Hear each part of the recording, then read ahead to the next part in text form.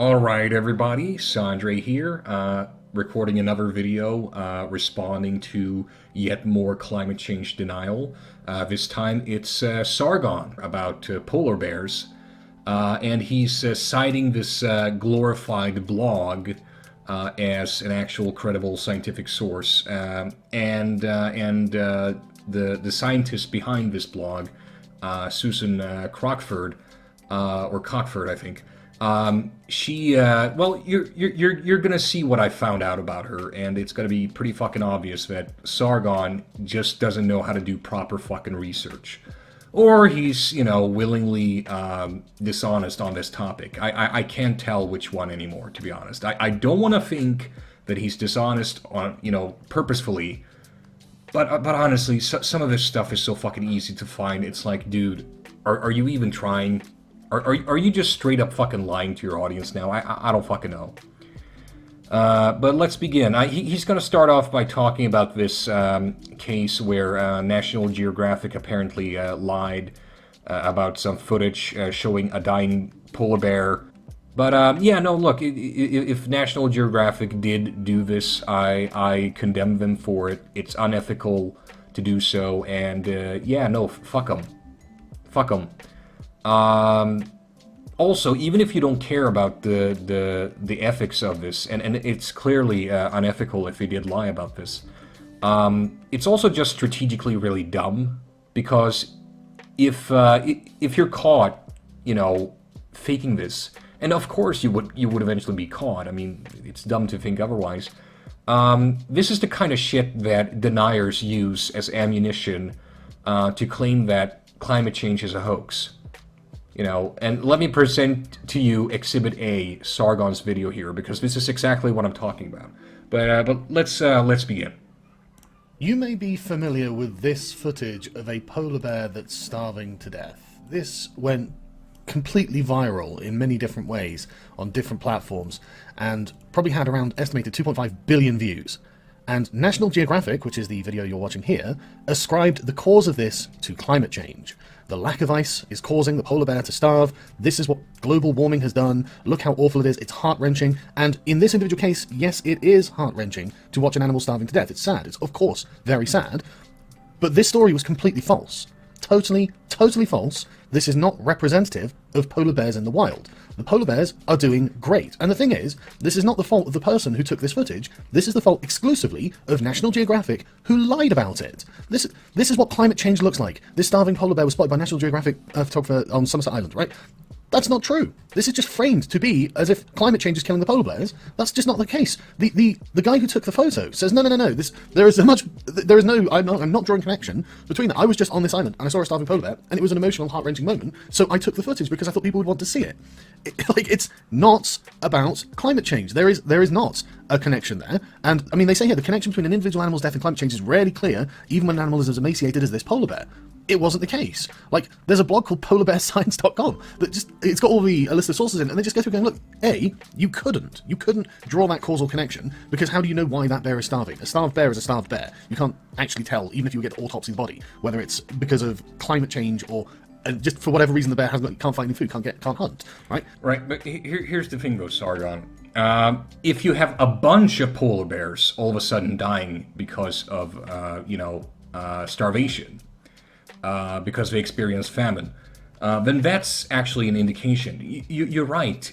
Just like you can't trace every single storm to climate change, you can't trace every single death of a polar bear to climate change either.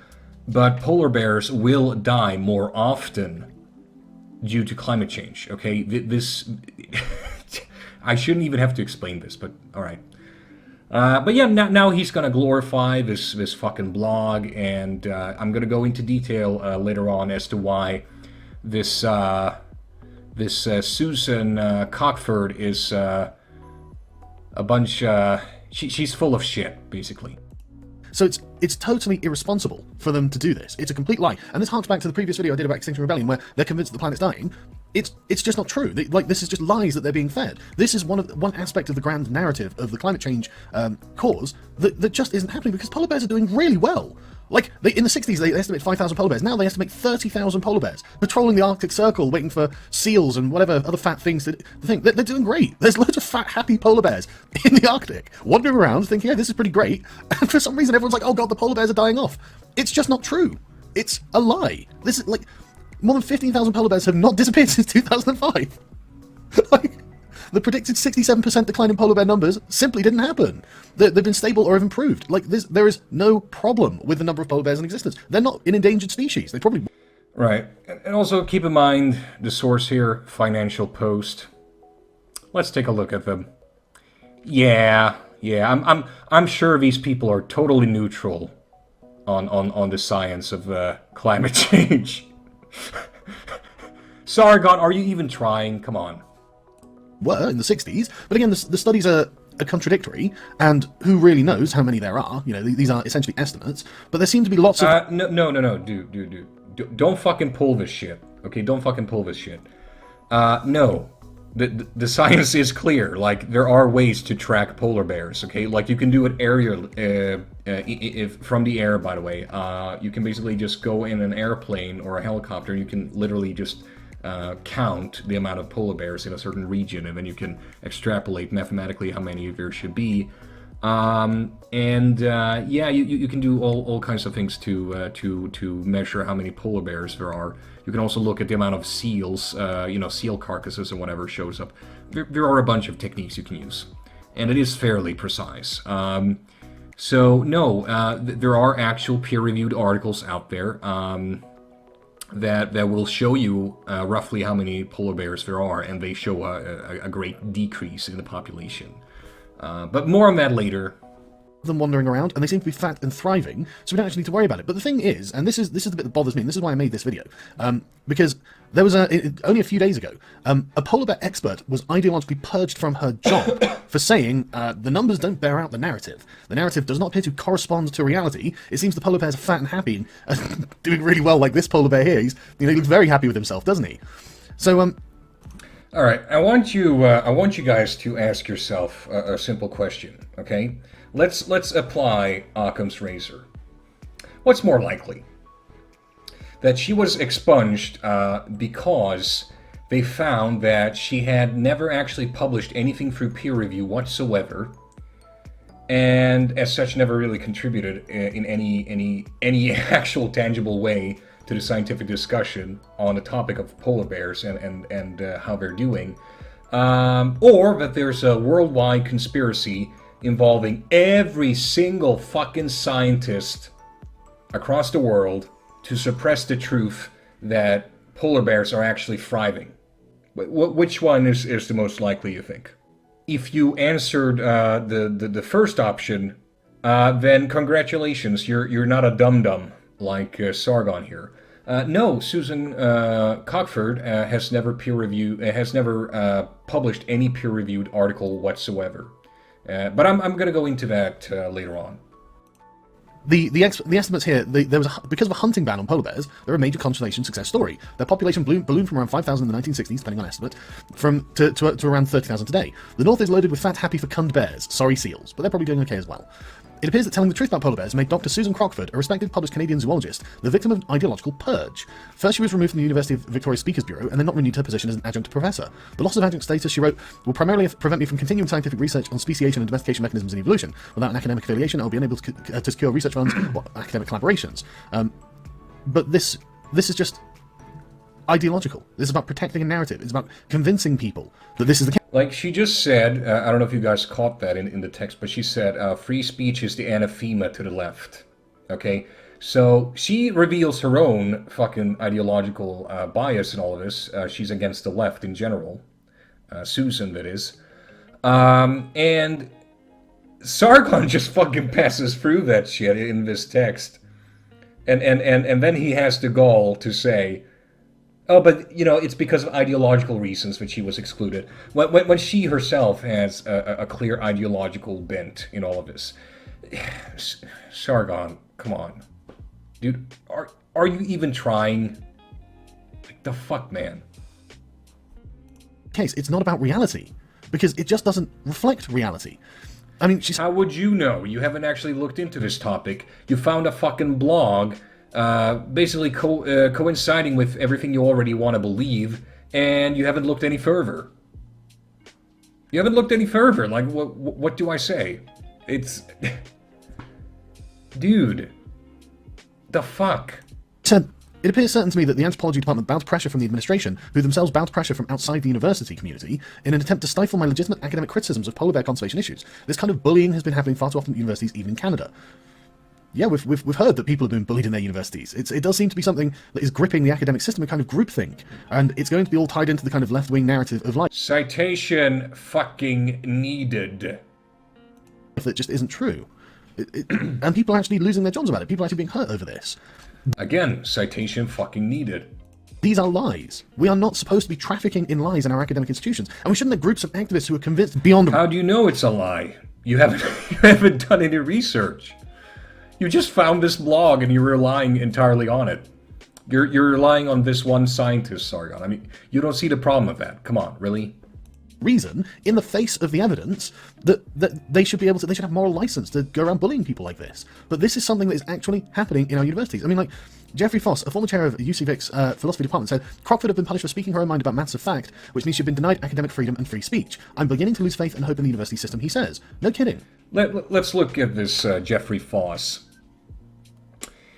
Wow. StoppingSocialism.com. Wow.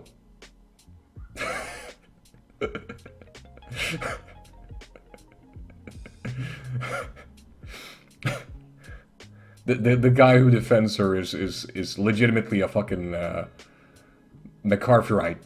And of course the Heartland Institute. Why not the Heartland Institute? I'm gonna go more into them later and how they relate to Susan. Like legitimately, the first fucking result is an anti fucking socialist website. What's that about an ideological bias against Sargon? What was it you said about that? There shouldn't be any ideological slant whatsoever in academia. But it's fine apparently when it works, you know, in your favor. Then you don't complain about it. I see how that is. All right. No kidding. Ideological activists in lots of different fields are dominating Western universities in the face of facts and actually bullying people out of positions that they legitimately hold for saying things that actually represent reality.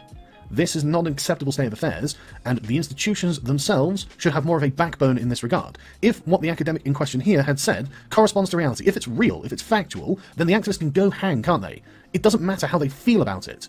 But I mean, let's be honest, we are at the point now where feelings don't care about your facts. Sorry, doctor, we appreciate all the research that you've done, and we appreciate that actually things... Don't pull the fucking facts not feelings bullshit. Don't pull it with me, Sargon. That shit ain't gonna work with me. Okay, because trust me, what I'm about to show the audience here, how do I describe this? I hope you brought lube, because I'm about to fucking fuck you. Alright, so let's begin. Susan Crockford runs the website Polar Bear Science, where she describes herself as a zoologist with more than 35 years of experience, including published work on the Holocene history of Arctic animals. She also runs the private consulting company Pacific Identifications, Inc. Polar bear evolution is one of my professional interests. Crockford writes at Polar Bear Science. While she does not study them in the field, she claims she is a different kind of polar bear expert. And that having a different background means I know things they do not, and this makes my contribution valuable and valid. Wow. Okay, so here's the thing. Let's say that you have an ordinary citizen, an ordinary civilian, okay? And they claim to be, you know, a little bit of an expert on the history of Italy, okay? I don't actually demand that person to ever have gone to Italy to be able to quote themselves as an expert on Italian history. Because he's a civilian, and so my bar is very low anyway for any civilian when it comes to these types of factual claims. But let's say that you have someone who purports themselves to actually be a professor of history specializing in the history of Italy. Then I actually demand that that person has actually gone to Italy at some point. You know, it would be awfully odd not to have done that otherwise. You know, it just doesn't really happen. Okay? You cannot claim to be an expert on polar bears when you haven't actually seen them in the wild. You know these biologists who write these peer-reviewed articles on the populations of polar bears. Yeah, they actually go to the Arctic. They actually go there, and they actually help out counting the polar bears. That's how it's done. Okay, but she hasn't even gone there. It's like Crockford, who also said that polar bear expert describes me just as well as dog evolution expert, has not published in any peer-reviewed journals on polar bears. Wow, Sargon. Wow. You really know how to pick them. Crockford consistently claims that her work shows polar bears are not being endangered by global warming. A search of Google Scholar returns a number of articles related to early dog domestication. Very relevant for polar bears. However, Crockford has prolifically posted polar bear articles on her own blog and in regular reports at the Global Warming Policy Foundation, which are often echoed by an extensive network of climate change denial blogs, conservative news sources like Breitbart, and climate change denial think tanks and organizations. In 2012, a confidential document leak dubbed Denialgate revealed that Crockford had also been receiving payments of $750 per month from the notorious climate change denial think tank, the Heartland Institute, to work on their NIPCC Non-Governmental International Panel on Climate Change project. Crockford has also spoken at the Heartland Institute's International Conference on Climate Change.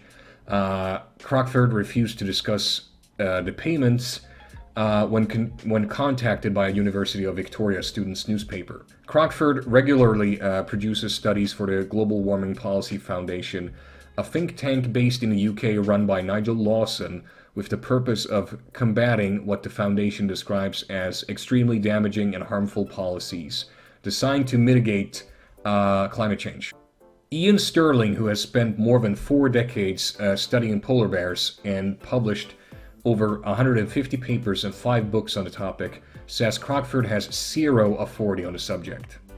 If you tell a lie big enough, often enough, people will begin to believe it, said Ian Sterling. The denier websites have been using her and building her up as an expert. Sterling co-authored a 2017 paper in the journal Bioscience, looking at a tactic used by climate change denial blogs to attack the symbols of climate change rather than the science behind it. Motherboard reported that the study also found that by examining 45 blogs that deny or question climate change, 80% of those blogs referenced a single site with reference to polar bears, that of Susan Crockford. Because the evidence is so overwhelming, it would be virtually impossible to debunk. The main strategy of denier blogs is therefore to focus on topics that are showy and in which it is therefore easy to generate public interest, the authors wrote. Proponents of creationism and intelligent design use the same strategy. Instead of providing scientific evidence in favor of their opinions, they instead focus selectively on certain lines of evidence for evolution and attempt to cast doubt on them. Crockford responded by sending a letter to the editors of Bioscience requesting retraction of the shoddy and malicious paper by Harvey et al. Now, that should be another red flag because usually when academics are called out by other academics, those academics that are being called out, and if they genuinely believe that they are correct, they will usually just publish their own article debunking whatever they find about the charges against them to be inaccurate. They almost never request that the other party remove or redact anything they've written about them. That's a huge red flag. It makes you wonder, like, what are you trying to hide, Susan? While Crockford has claimed to have published peer-reviewed studies at GWPF, the group's unofficial peer review process differs from that of major academic journals, As revealed by an undercover Greenpeace investigation, articles will be submitted inside the GWPF's advisory council and other selected scientists reviewing the work, rather than presenting it to an academic journal. In a speech to the Canadian climate science denying group Friends of Science, Crockford said, "I'm here today to talk about an important example of the failed science that's used to convince uninformed people that burning fossil fuels has had and will continue to have a harmful effect on the planet." Yep, she definitely seems trustworthy, Sargon. In a GWPF paper titled 10 Good Reasons Not to Worry About Polar Bears, Crockford makes assertions about polar bear populations and global warming. Global temperatures have not risen in a statistically significant way in the last 16 years, which suggests that the record sea ice lows of the last few years are probably not primarily due to CO2-caused increases in global temperatures. Crockford wrote, citing a non-scientific GWPF paper and numbers provided by climate change denier Roy Spencer as evidence. Wow, I mean, just keeps getting better and better, doesn't it? Crockford gave a presentation at an annual Friends of Science event in Calgary, Alberta, rejecting climate science and claiming that polar bear populations have not been affected by global warming. On the same day, they published an article in the peer-reviewed journal Bioscience, which is the article that I told you about before, where they found that 80% of cases they link to her blog when they deny that polar bears are going extinct. Crockford described the article as academic rape.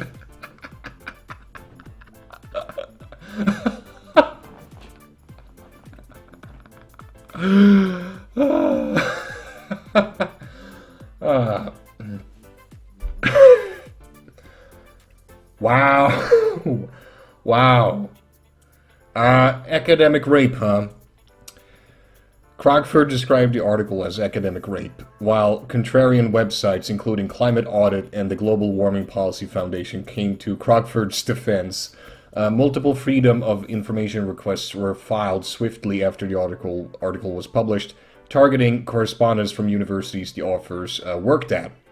Jeffrey A. Harvey, an ecologist and the article's lead author, said, "Every time these deniers make some outlandish claim in the media and we don't respond to it, it's like a soccer match and we've given them an open goal." The Global Warming Policy Foundation, a UK think tank funded by a climate change denier, published a new report by Crockford purporting to show evidence of a rising polar bear population in the Canadian Arctic. Crockford speculated that the bears were adapting well to what she admitted was a period of Arctic warming. We now know that polar bears are very resourceful creatures. They have made it through warm periods in the past, and they seem to be taking the current warming in their stride too. The report cited eyewitness reports and increasing encounters with polar bears by the people of Nunavut as evidence of an increasing population. The people of Nunavut are not seeing starving, desperate bears, quite the opposite.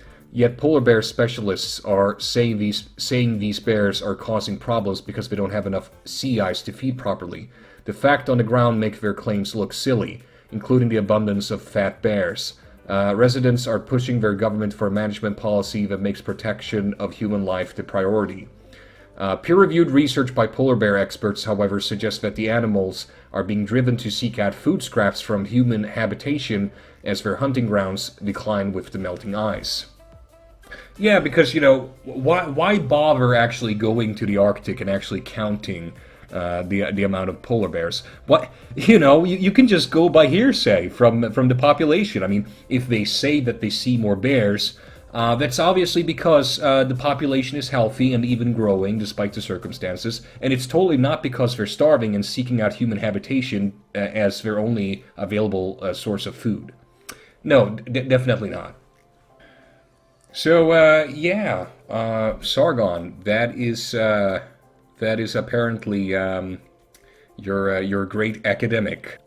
I really, really, really want to believe that you're just ignorant on the topic, but at this point, I think I have to reach the conclusion now that you're just deliberately dishonest. I mean, either that or you You don't know how to do a fucking simple Google search. This person is obviously not fucking trustworthy. And actual experts on the field do not take her seriously. And she has never published any fucking peer-reviewed article on the topic whatsoever.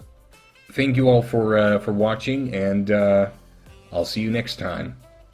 Bye.